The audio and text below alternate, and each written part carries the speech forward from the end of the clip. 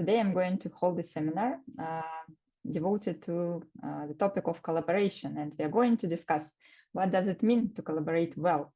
And I'm going to show you some practical and research perspectives on this topic. So at first, I would like to introduce myself a little bit. So I'm the head of the International Laboratory for Applied Network Research, starting from the last year. And also I'm working as an invited lecturer at the Faculty of Social Sciences. My PhD in sociology was devoted to the topic of network approach in sociology. And later, this work was published as a book, as a monograph.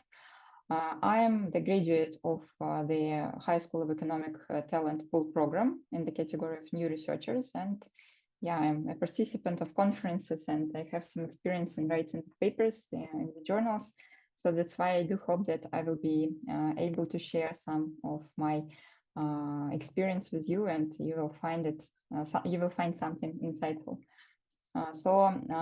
I come from the field of sociology, but I'm very much involved into social network analysis, and I'm working in the subfields of sociology of science, scientometrics, and bibliometric analysis. And my research interests are devoted to scientific networks, disciplines development, collaboration structures, and so different topics of scientific networks. And I started to work on this project on this topic jointly with Professor Vladimir Batagel in 2017. And we were analyzing the field of social network analysis. It was a kind of reflection of the field to which we are involved. And then I'm transferring this knowledge that I received from Professor Batagel to my colleagues here in the laboratory, and we are working with them at other topics which are devoted to developments of different disciplines. And current project that I just finished was devoted to Russian scientific community of sociologists. I am a kind of researcher who is working in the field of collaboration studies, and also I'm a practitioner because I am developing collaboration myself. So that's why I'm going to talk from these two perspectives in our at this workshop. And we are going to discuss 4 questions. What is collaboration? So we will talk about some, I will share some of my experience, and I do hope that you will also share yours. And I will also tell you something from the theory of collaboration. Then we will discuss the question of collaborators, like who are collaborators? So should they be only researchers or also hamsters? And this is why you should stay here till this moment. Why to collaborate? Yeah, what are the factors and motivations that actually bring us to collaboration? And then we will discuss the topic of how to deal with collaboration, like what if collaboration is happening, what you should do and what you should not do. And so I do hope that after these 4 parts, you will get some new insights about your collaboration practices, and we will share them in the end of this talk. And as a researcher, I'm based, my talk is based on some scientific articles, of course, and they are provided here.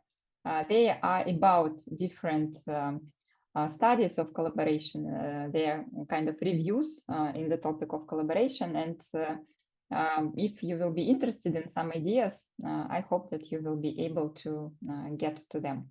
And one of these topics, or one of these articles is the article prepared by me and Vladimir Batagel about collaboration between authors in the field of social network analysis. And I'm going to share some of the results of this study. And also I'm going to present some of the results of the project, which we just completed on collaboration practices of Russian sociologists.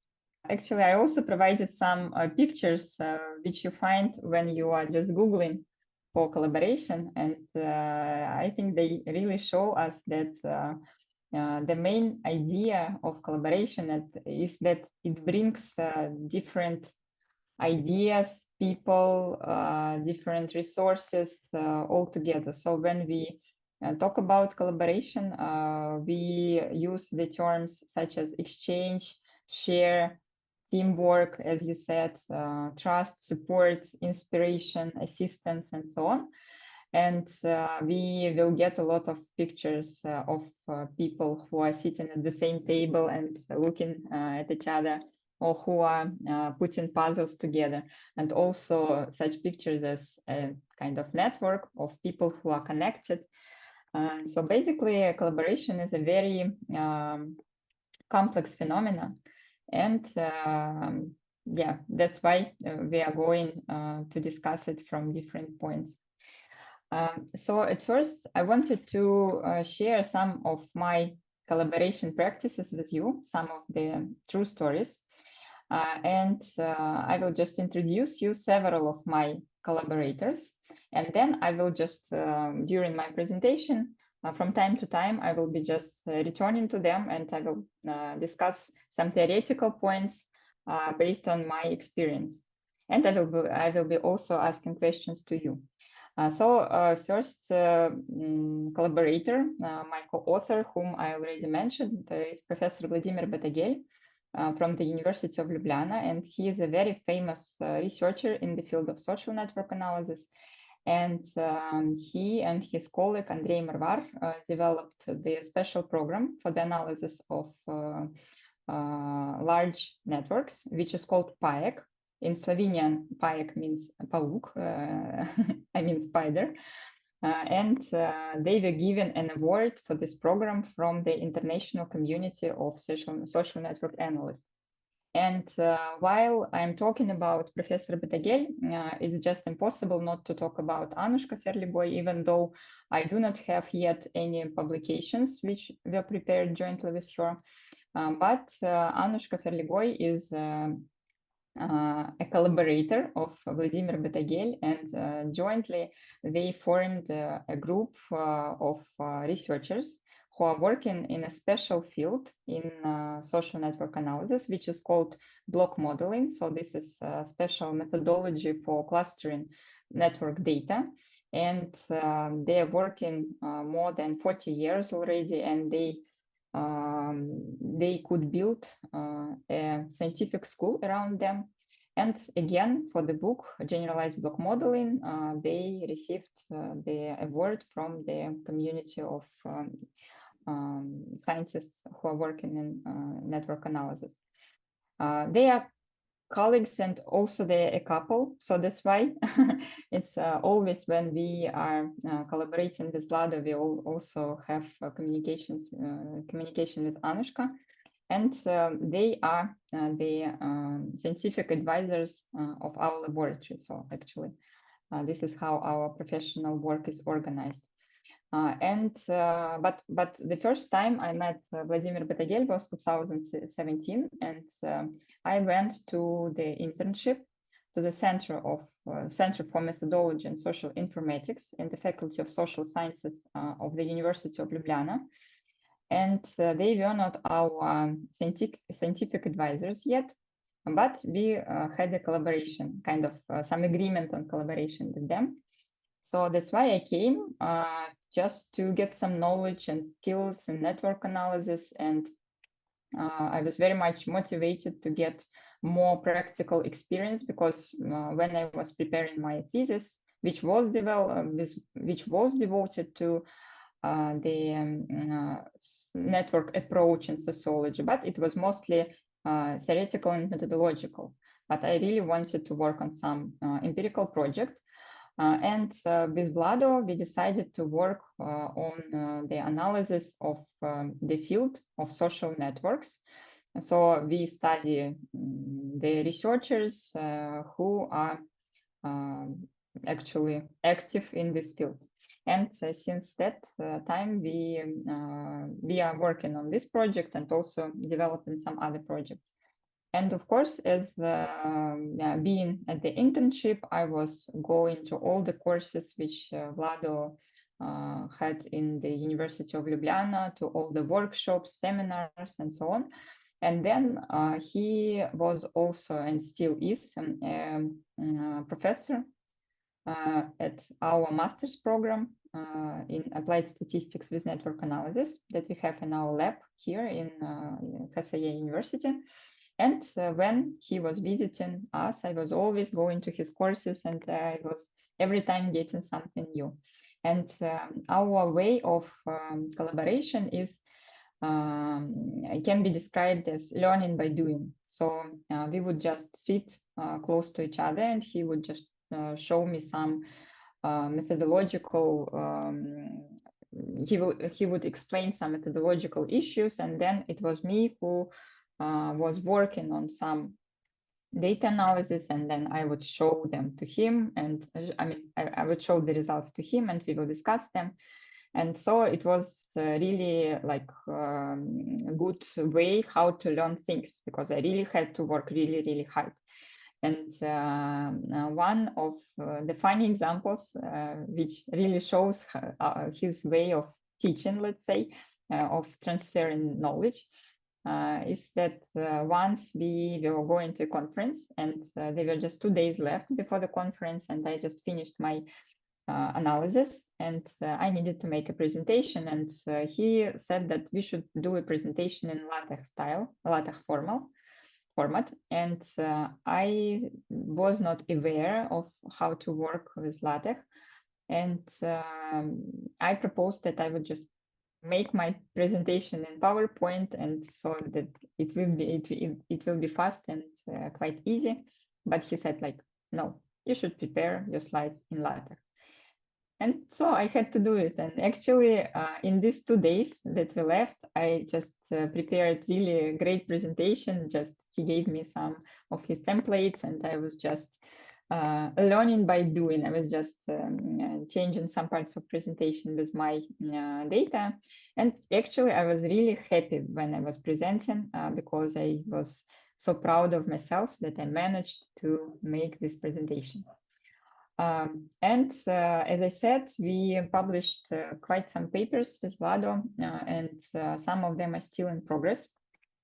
And these are quite good papers. I mean, they are published in Journal of Informatics, Scientometrics, and these are Q1 journals. And actually, I should say here that I was going to the Center of Academic Writing of our university to make proofread of these papers, and I never had any issues regarding the language. And now we are thinking about new projects, and one of them would be writing a book. So we are still actively collaborating with each other. The next collaborator whom I would like to mention is Stanislav Moiseyev, my colleague from the lab. And also he is actually my husband, with whom we met at the first school devoted to social network analysis. So social network analysis from the very beginning was our joint interest. And that's why we have this peer-to-peer collaboration and joint expertise in the field of social network analysis. And also we both are coming from the sociological field. And I should say that in terms of collaboration, we do not have so many joint papers which are published, but I would honestly say that Stanislav is a co-author of my many articles, because of course you need to get some support, you need to exchange some ideas to discuss something, and he's usually the person with whom I'm sharing my manuscripts of the articles, and who is reading them, and who is also providing some ideas like what should be changed. In terms of the expertise, we have a little bit different level of, not level, but a little bit different subfields. And that's why in our team, I am working more as a person who is transferring knowledge and skills in this bibliometric network analysis, and he would be this theoretician, for example, in his PhD thesis. He would be the theoretician who would kind of explain the things that I'm just analyzing. And of course, it's really nice that even though we are going from the same huge field, from sociology, we have our parts, which we can somehow put together.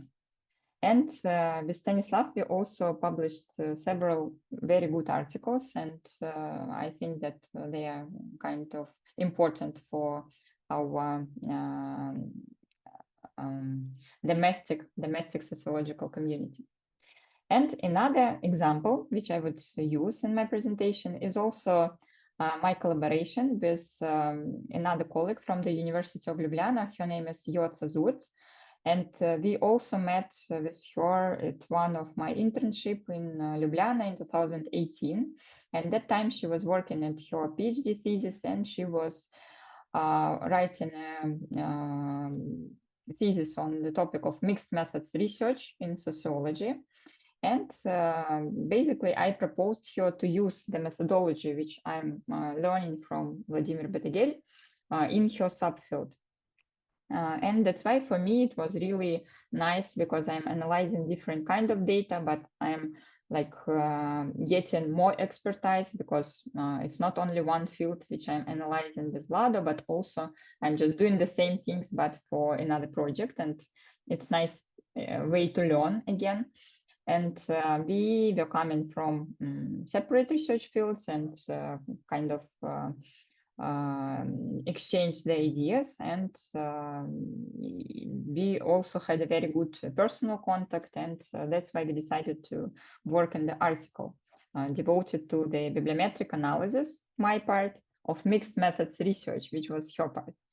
But I should say that unfortunately, two of our attempts to publish, to apply for journals were not successful. And one of these journals was the Journal of Mixed Methods Research, and another was Scientometrics. And we actually have written an article, but it was never published. And I would like to include this case to my presentation, to today's workshop, because it's also a case of collaboration, because we really had collaboration. We were working for 3 years, as you can see here, but it didn't finalized. It was not finalized as some result, yeah. So that's why we should also take such cases into account when we talk about collaboration.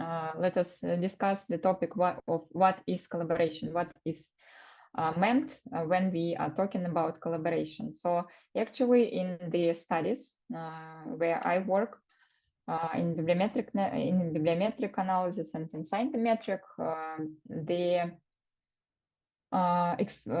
metric which is used as a measure of collaboration is usually a paper, scientific paper, which is published by several authors, co-authored or multiple authored paper, because it is often seen as a kind of explicit product of scientific collaboration. So if there was a collaboration, then there should be something done. And this something done usually is a scientific paper. But of course, we understand that not only scientific papers, but also some other products can be taken into account, such as patents, for example, or some developments or public reports, electronic media, and so on and so forth.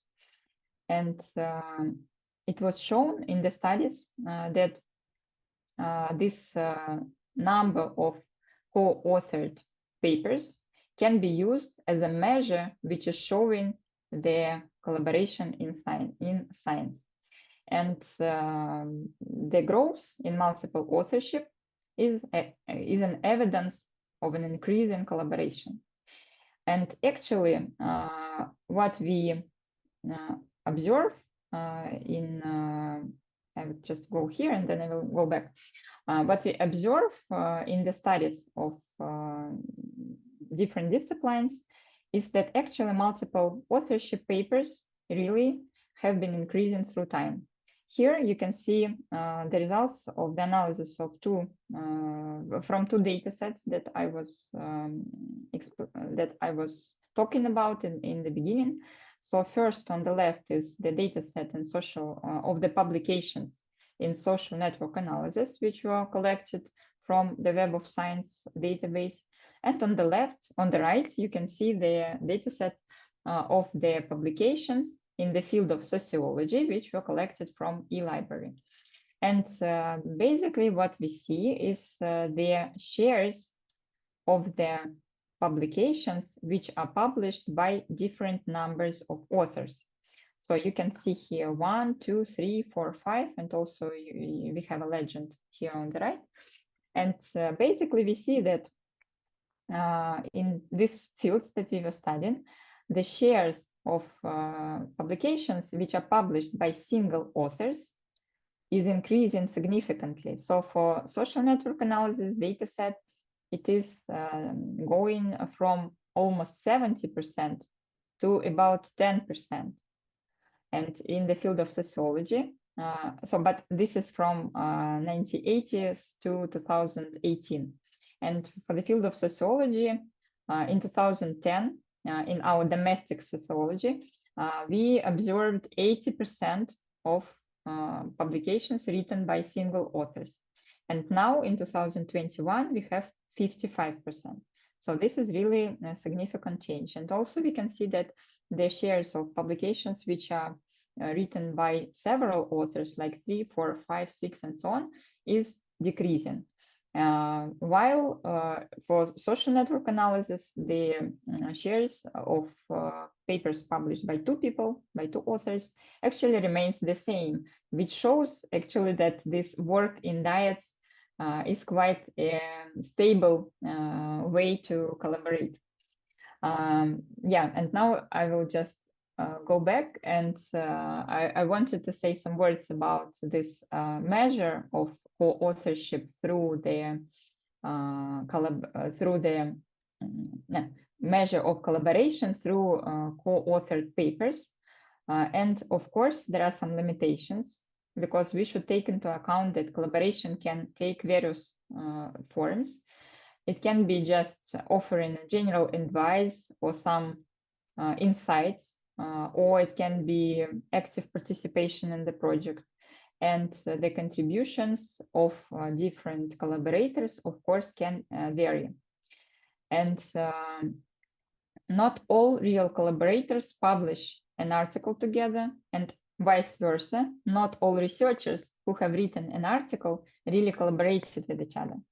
There are different traditions in different science, and sometimes some publications list authors just for kind of social reasons as honorary co-authors. And some researchers can include someone as a co-author because he or she provided some material or made some, I don't know, something which was not really connected directly to the research. And this rate of multiple authorship papers varies considerably with different subject areas. And at the same time, this measure also has some advantages, because it's invariant, it's verifiable, reproducible, it's inexpensive, and you can analyze the huge set of data. And actually, the results that you will get will be statistically more significant than those which you can get from some case studies. So that's why in bibliometric network analysis, in bibliometric analysis in general, we take into account multiple author papers as the indicator of collaborative activity. And that's why when we talk about collaboration, we usually talk about co-authored papers. And this is something that we are going to talk during this workshop as well. Interestingly, that's when we publish a co-authored article, we create a kind of individual co-authorship network. And when we put all this co-authorship, individual co-authorship networks together, then we will form a whole co-authorship network. And this network can provide members of this group with collectively owned social capital, as well as access to different resources.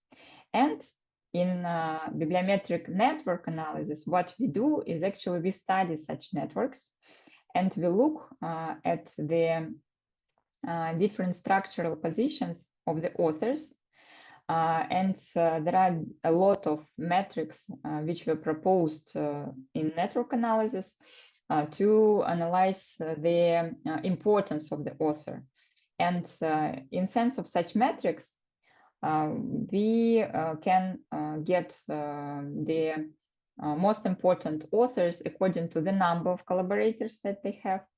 Also, a so-called betweenness centrality is the importance in sense of connection of different parts of the network. So they can be an actor who is behaving as a bridge between two parts of networks which are not connected to each other. And if there would not be this person, then the network just is becoming disconnected. Another measure is showing the importance. It is called closeness centrality, and it shows the importance in sense of short connection with everyone else in the network, so that you can very fast get to anyone in your network. So that's why you really have such an important position. And this is also important in terms of your, as I said, social capital. And it means that if you have a lot of collaborations with different groups of people, so then your position in network is important as well. And we analyze such networks, and we can get the general trends of collaboration. We can extract these top authors who are the most important in the network, and also we can extract the most collaborative groups of authors, and this can be explained, interpreted as scientific schools, groups of authors who are really working a lot with each other. Here you see the example of such a collaboration network. This is my personal network from 38 publications starting from 2010 till now. And the size of the nodes is showing the amount of publications that the person has, and the thickness of the connection of the link is showing like how many publications we have jointly, we prepared jointly with each other. And what we can see here is actually that there are a kind of several groups of people, and these people, these authors, are also working a lot with each other, and they also form separate groups. And so on the left, we would see the colleagues from my previous work, and on the right side, these are my colleagues from the laboratory, and you can see my colleague Vladimir Batagel here. So we are working as a pair of co-authors. So I just I just showed my collaborators about whom I was talking, Professor Batagel and Stanislav Moiseev, and also Yotza actually could be somewhere here, because we would write a paper jointly with Stanislav and Vladimir Batagel, but it didn't happen, unfortunately. And in the field of studying collaboration networks, there are a lot of interesting observations and different theoretical laws, because this is the field which is developing for quite a long time. And I just want to highlight that it was shown by studies that high productivity in terms of published output is correlated with high levels of collaboration. So if you would like to be productive, you should collaborate.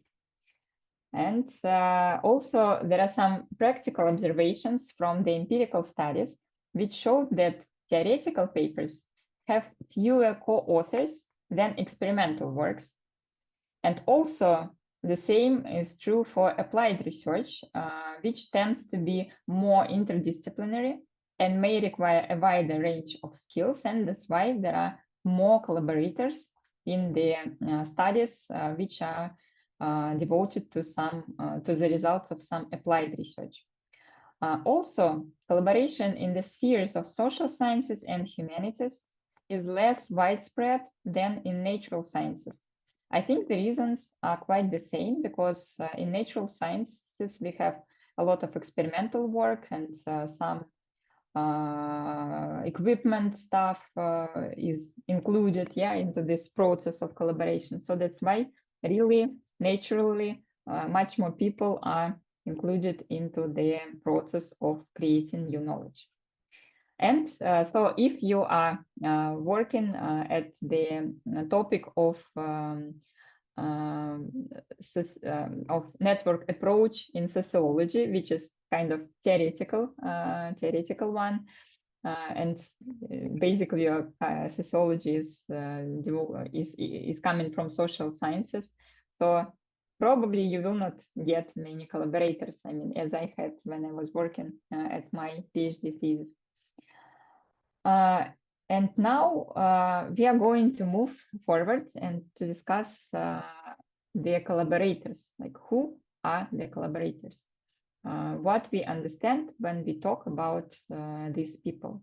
And there are two definitions, and one of them can be defined as weak, which means that it states that anyone who provides an input to a particular piece of research should be regarded as collaborator. But on the other point, we have a strong definition of collaborators, and we can say that only those who contributed directly to all the main research tasks over the whole duration of the project should be considered as collaborators. If we will just use this weak definition, then we will have just too many collaborators, because everyone who just somehow talked about our research would be included into the list of collaborators. But at the same time, when we are too strong, then we will just have just too few collaborators. And also, it's not really something that we would like to have.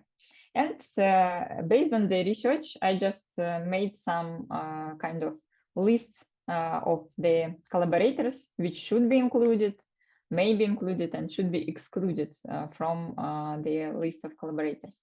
So let's discuss them.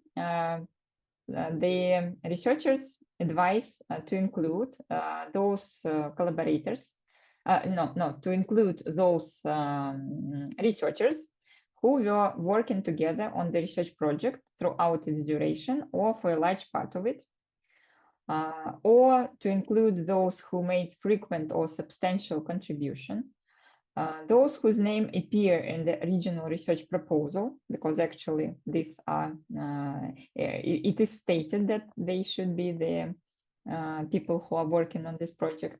And also those researchers who are responsible for one or more of the main elements of the research. For example, it can be somebody who was responsible for experiment design, construction of research equipment, execution of the experiments, analysis, interpretation, writing an article, which is a separate piece of jobs, right? So they should be included like for granted. Also, it is stated that the researchers who were responsible for a key step in the research, for example, like the original idea or some hypothesis or some theoretical interpretation, which allows us to connect our applied research to this big, big theory, should also be included into the list. And also the project proposer or fundraiser, even if they didn't exactly contribute to the research itself, but if they were just managing all the project, because management is also the important part if you would like the project to be finished, right? And the authors are saying that usually those who make an occasional or minor contribution to a piece of research are excluded, and also those who are not seen or treated as proper researchers, such as technicians, research assistants, and so on. When we are working in the laboratories in our university, of course, we have a lot of research assistants, our students who are also the members of our groups, and they're really working a lot, and they are writing and they are making analysis. But I think that just the author of this article just meant something else by research assistant, because I think that in our case, research assistant is actually the title of the scientific kind of just the junior researcher anyway. So that's why, yes, I agree that I agree that those who are really taking part in the research, they should definitely be included, even though they can be not treated as a proper researchers according to some structure of titles. Yeah. Okay, and now about hamsters. What is about hamsters? Probably you know this fact, but it's actually interesting that some of the actually quite known authors, such as the Nobel Prize winner Andre Geim, included somebody, some co-authors which are not actually people even. So Andre Geim included the hamster Tisha as a co-author in his publications for quite some time. In several publications, and finally it was found out that it's actually not a person but a hamster. And another researcher, scientist, published a paper with her dog. And it was stated that this scientist got some ideas while she was just walking with the dog. So that's why he is also an important collaborator in this case. But actually, the editors of the journals, they advise to specify some role of some specific participants of the research into the acknowledgement section. So all the hamsters should better be there. And now actually there is a discussion also of should we include GPT chat as a co-author of, for example, if some graphics or some visualizations were produced by GPT chat. Yeah, so better to put these non-human actors into the acknowledgement section. There is a very fuzzy border between these two definitions, and in general, research collaboration has such a fuzzy border, so that in many cases this is a matter of social convention, and it's very much open to negotiation, like who should be included into the list of collaborators. And this can vary considerably across different fields, institutions, disciplines, countries, sectors, and also over time. So this is a question of negotiation and social convention.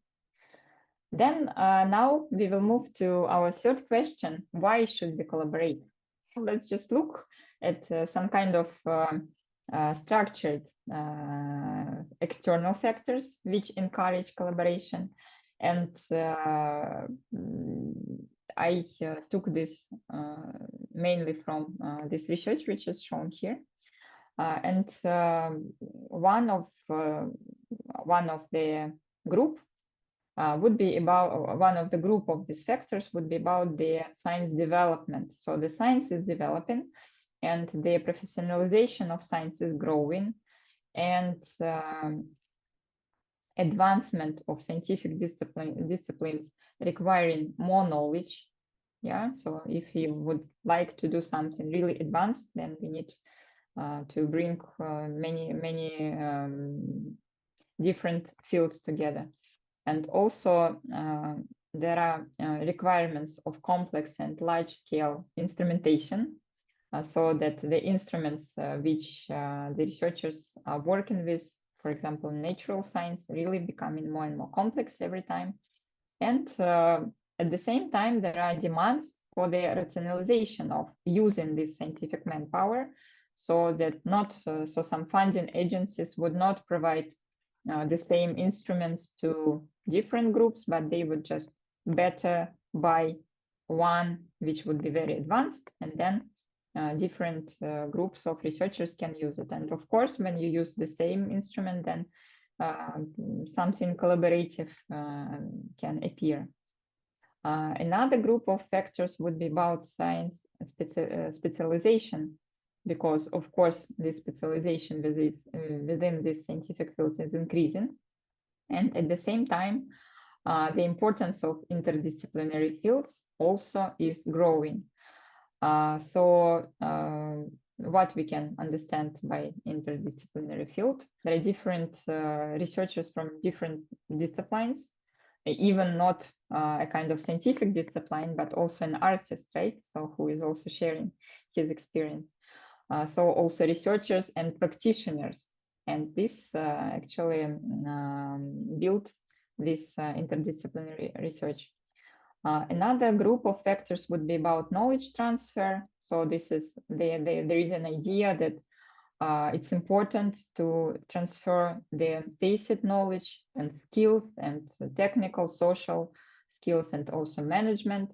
And there is a need to gain experience or to train researchers. And this is the best way how somebody can learn something. Yeah, right. If he or she would just work with somebody who is very much efficient in some topic. And also there is a desire of researchers to obtain cross-fertilization across disciplines and ideas to get some new insights in their studies. And also some factors can be grouped to like funding and costs and policy, and they are very much interconnected because actually this is the policy which is actually allowing researchers to get some funding and some grants. And so now, in recent times, significant policy attention is given to funding cross-national, cross-disciplinary, and cross-sectoral collaborations. So that's why if the researchers would like to get some money to make some research, of course, they would need to make some groups. And also, there is a substantial fall in the cost of travel and communication because there are a lot of tools which were developed. But at the same time, I'm writing the question, like, is it still so, talking about the cost of travel? Because it seems like in recent times, unfortunately, it became a bit more complicated to travel, but still we have Zoom. And so basically, if you would like to somehow collaborate with somebody, there is a way how to organize it. And talking about internal motivation to collaboration, of course, we should say that the researchers would like to increase their scientific popularity, visibility, and recognition from their own group, from the group of their peers. And they would like to publish their findings and have some degree of impact on the knowledge community. And this research impact is regarded as an extent to which a scholar's work has been used by other researchers, which means cited. And greater impact brings reputation of a scholar. And this reputation allows scholar to get some funds, right? So, but at the same time, each person has limited cognitive capabilities and also bounded rationality. That's why to cross such a boundary, it's better for scholars to conduct research in collaboration with other scholars. And now I would just go back to my collaborators and talk about this motivation that I had in these cases.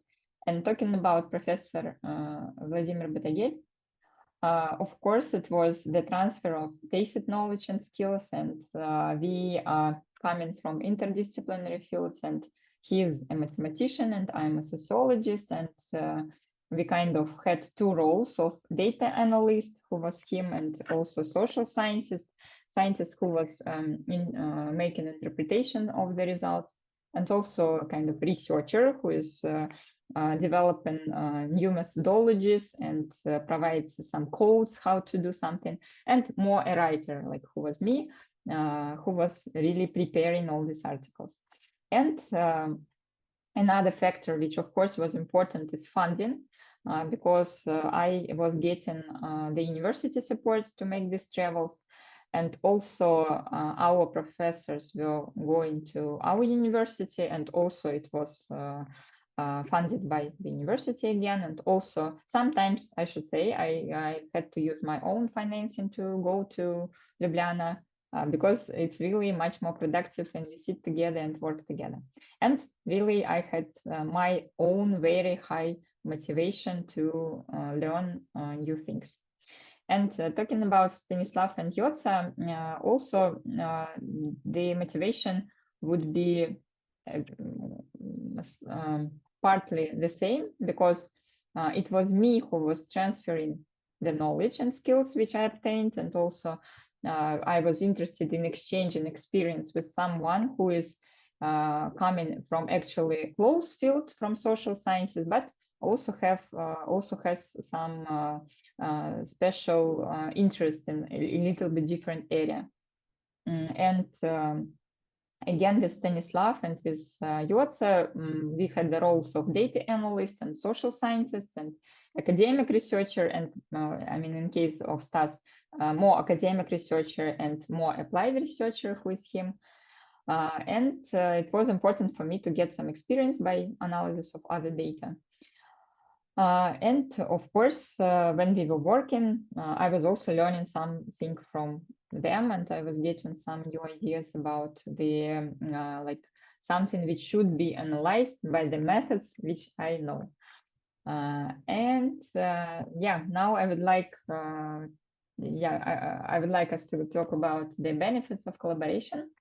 I looked at some research, and I just also provide you some grouped some kind of categories about which the researchers are talking about when they say about benefits of collaboration, because it is stated that it is good to collaborate and it is important for the researchers. But why?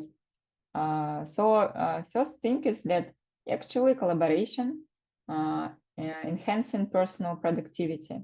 So the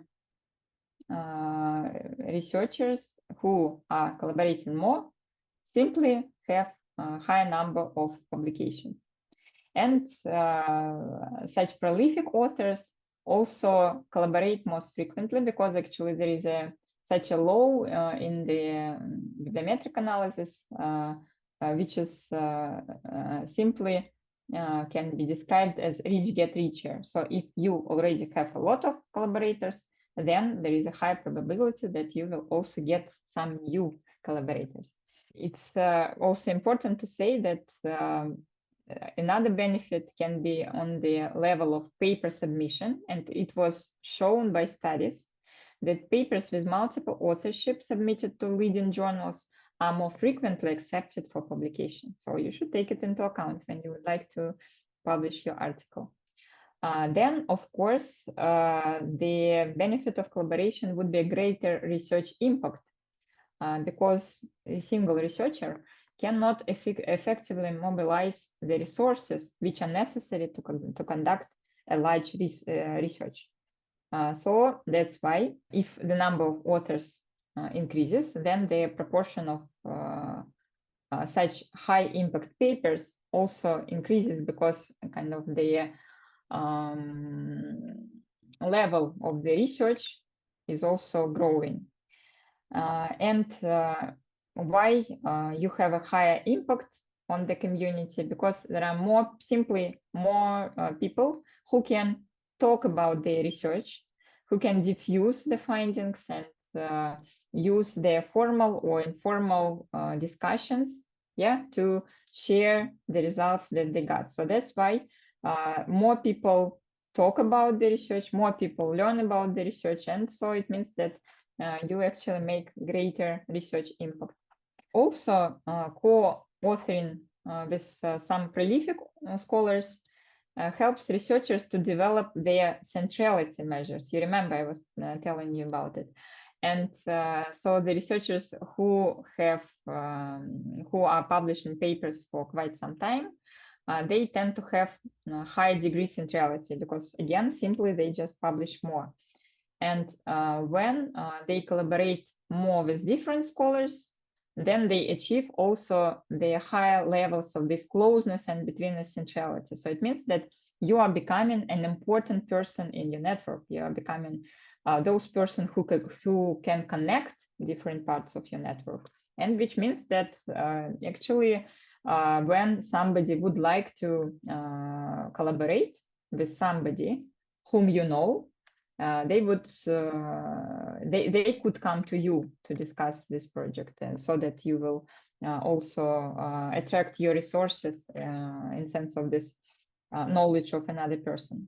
And it was also shown that the research with more number of co-authors also provide greater credit to the authors, because the citations to the jointly authored papers is greater than the papers which were published by single authors. So that's how it works. And another benefit would be building your social capital,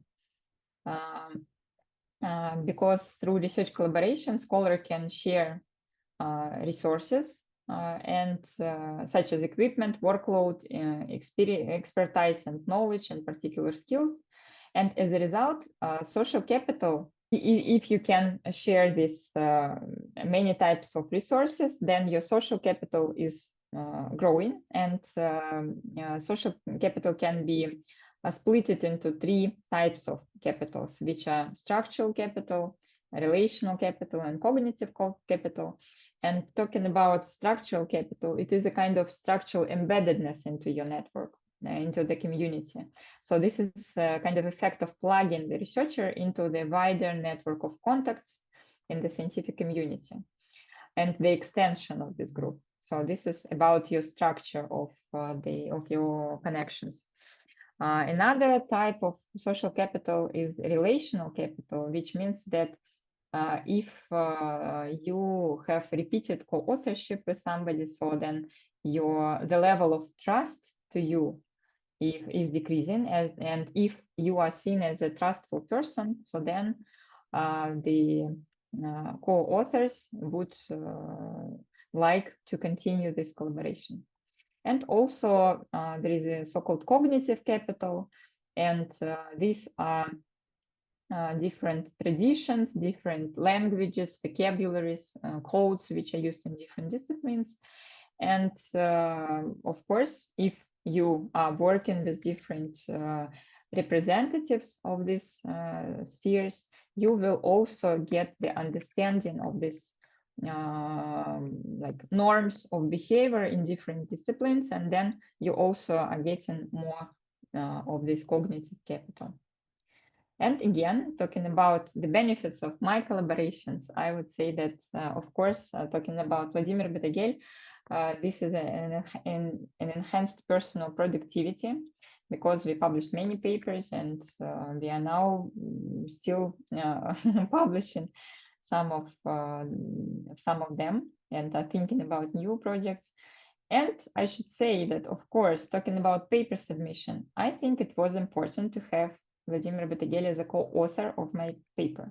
However, I should say that we were twice rejected from a very good journal, and it was also a surprise for Vlado. I mean, it's not always work like you have a very famous professor in as a co-author, and then you are automatically published.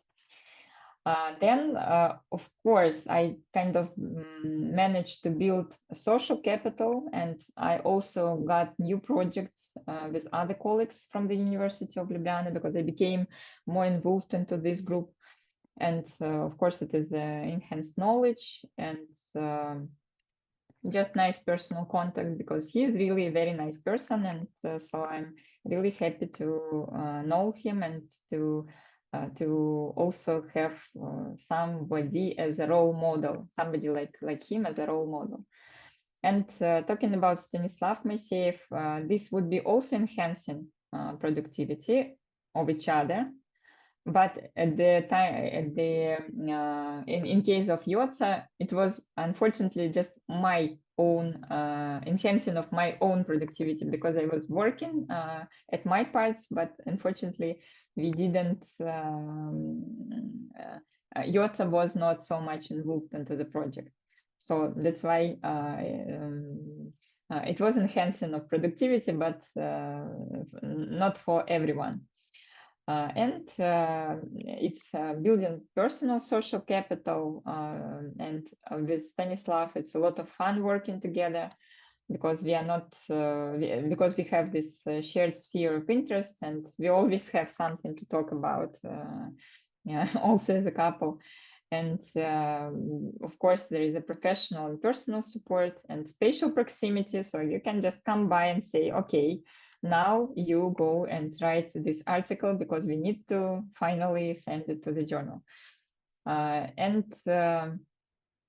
Yeah, for Yotza, I should say that it was really good collaboration. I mean, we were really communicating in a nice way, and our contact was very good. But yeah, it just didn't happen that we published anything because there are also some costs of collaboration and some kind of something which do not allow us to collaborate effectively.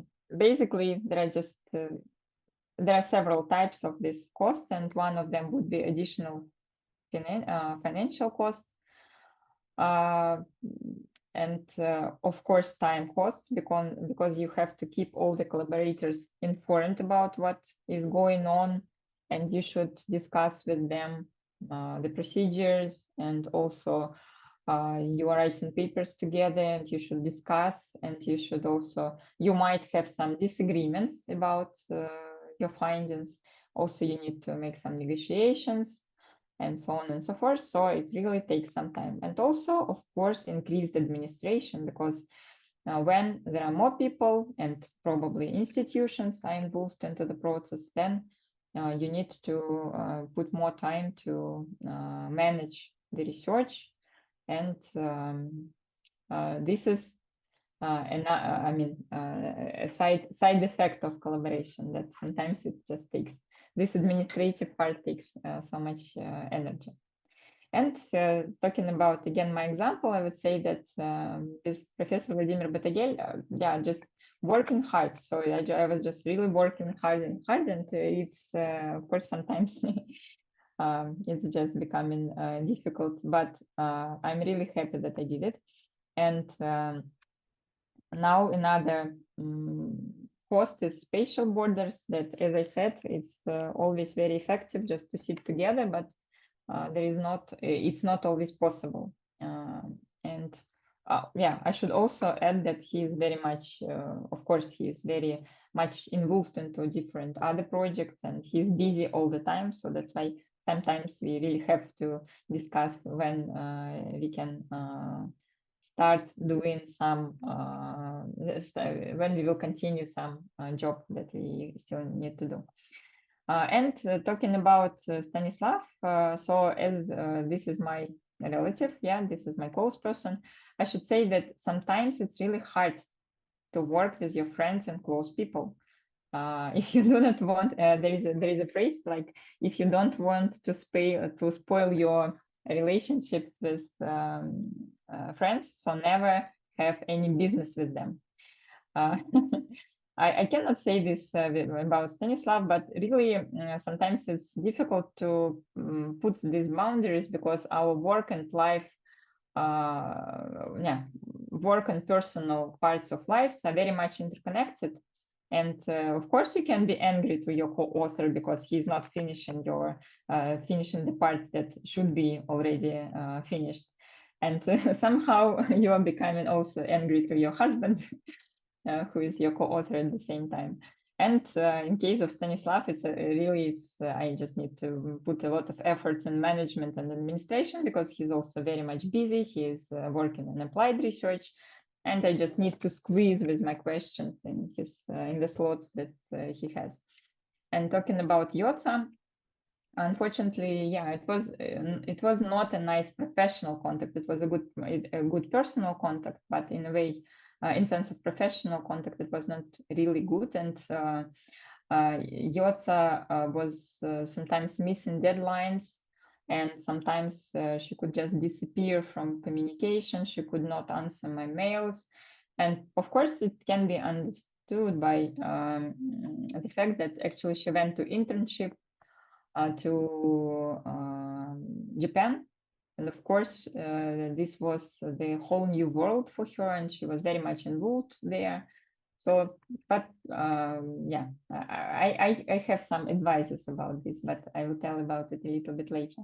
And I had to put extra efforts in management and administration, and it was not really so fun like in case of Stas. So now let's talk about some hints, like what, as I said, what you should do and what you should not do if you would like to collaborate. Talking about some hints from previous research, it was really shown that most collaborations begin informally, and they are often the result of informal conversation. So just think about it, yeah? We should really be careful. We should be careful to go to informal conversation and not to just sit and work all the time. And here we have, and the picture we have the CERN mug, which is showing a physical formula. And the presenter who recently showed me this picture, actually, she was putting attention to this HC. Of course, in sense of this physical formula, which I just would never explain, it means something, but she said that there in CERN, they just interpret it as hot coffee or human capital. So it means that every research really needs some coffee.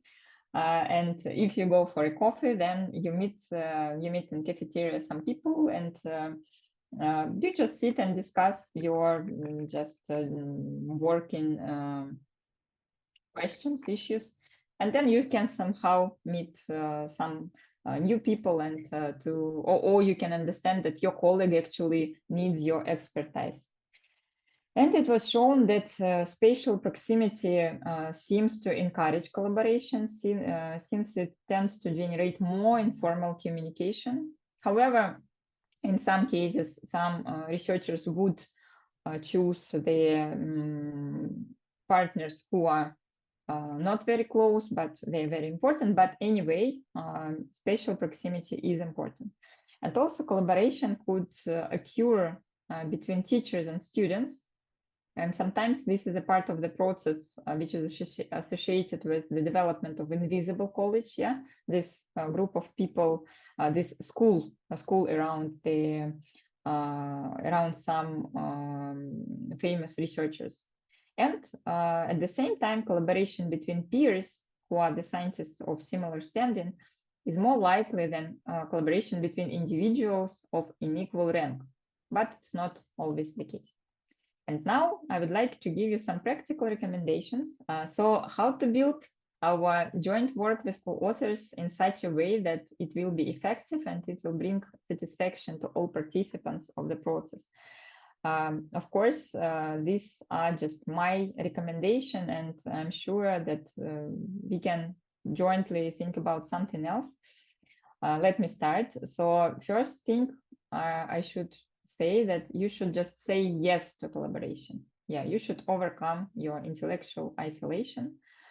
I mean, not you, but we should overcome it, and we should try to work with someone on a joint project. We should share the field of our expertise and propose our help to our colleagues. And also, what is important, as we already discussed, it is important to communicate informally. And another recommendation would be to bring the best expertise to collaboration that you have.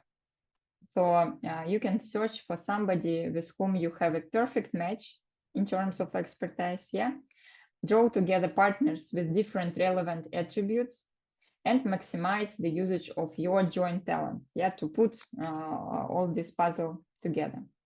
Again, as it was shown in my examples, yeah, it can be kind of mathematician and sociologist, but I mean, of course, I just mean that people from different disciplines and different expertise, data analysts and social scientists, academic and applied researchers and writers. So they should be some different roles of people who will make a kind of combo, yeah? So it should be a nice combination. And another recommendation would be just to collaborate in such a way that you would like others to collaborate with you. This is just a general rule of communication with somebody, yeah? So you should be trustful. So it means that your collaborators, your co-authors should be sure that they can give you data and that it will be not spread anywhere, that you should follow the deadlines and keep the personal borders also of your collaborators. You should also keep, I mean, some basic understanding of working and not working hours and so on. You should consider the differences in disciplines, shared visions, traditions, codes, languages, and so on. And also just work hard, yeah, and respect others' input. And I think that in my case, what is important in working with Vladimir Batagel is that we have a matching way of working. We are both really last minute people. We are just we are following deadlines, yeah, that's true, but we are just latest birds. But that's nice, because if one collaborator would be the early bird, and then it would be somebody who is just squeezing into the deadline, then of course there would be some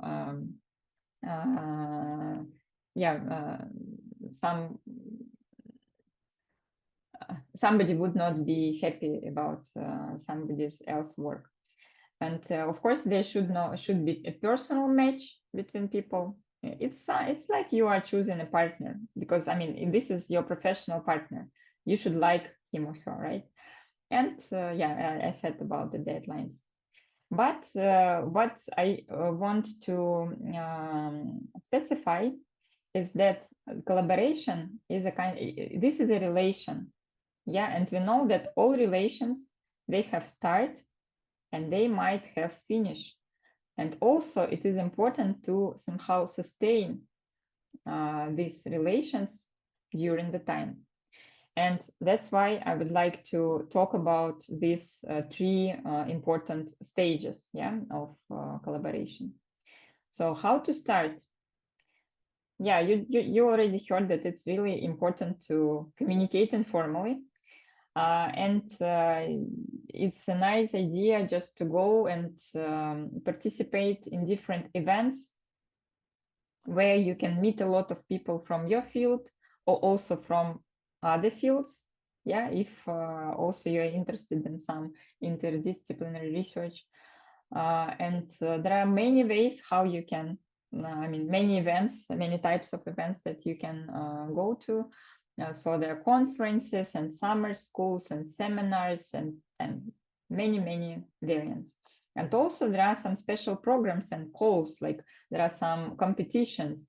And also in our university, there are a lot of options like this. And sometimes there are calls for some project. And you can just join a group of the person who who proposed this project. Yeah, you can just come and say, okay, I also have this expertise. Yeah, or I have the expertise that you need. So let's just work together. Then how to sustain. Yeah, for me, it's important just to be careful with the deadlines. Yeah, because this is something which is expected from you, and really, yeah, this is one of the most important things. And if you cannot follow the deadline, so then you should just explicitly say that you have some problems and that you just need to move it. So, but I'm just I just mean that you always need to be very precise about the deadlines and about what you can do it, what you can't. It's nice to discuss the working load and organization of the work, of how you will be working from the very beginning, so that there would not be any expectations from both sides which cannot be fulfilled. And it's nice to organize communication in a convenient and easy way for all the participants. So like you can use some tools which would be really accessible for all the members of the group, because sometimes we are following some ideas of some members of the groups who can propose very developed tools, but not all the members of the group can really access some systems of, for example, jobs tracking. Yeah, so that's why it's really you need to organize the way how you exchange your ideas and the results of your joint work in a way that everybody is comfortable with. And I think that this is really important part, how to finish the collaboration, because we always think like how to start, where to get collaborators, and like how to publish an article together. But I think that it's important to understand that we really need to finish collaboration also in a nice way, so that if it is finished right now, probably in the future we can come back to our collaboration and just to continue working, or that you will have a good reputation. Yeah, this is really important. This is our social capital as well. So I think that it's important to state clearly if you would like to finish for now your project, and it's always nice to explain the reason, and you should be sure that you fulfilled all the obligations that you had, yeah, in this second stage when you were discussing the working load. So you should be sure that everything that you discussed is done. So after this, you can just go for another project. I think it's also important to be respectful to your collaborators. I just wanted to also say some, to provide some example that one of my colleagues, she was a scientific advisor of another colleague, and it's a nice practice that when you defend your PhD, then you just publish this work as a paper. And unfortunately, this younger colleague, she just kind of went somewhere else, and she just disappeared, and she never finished this publication with her scientific advisor. And scientific advisor was saying that it's not kind of polite and honest, because I put a lot of efforts into working with her, and for me, I would also need to get some kind of explicit product as a result of our collaboration, because she got her PhD and I kind of didn't get anything.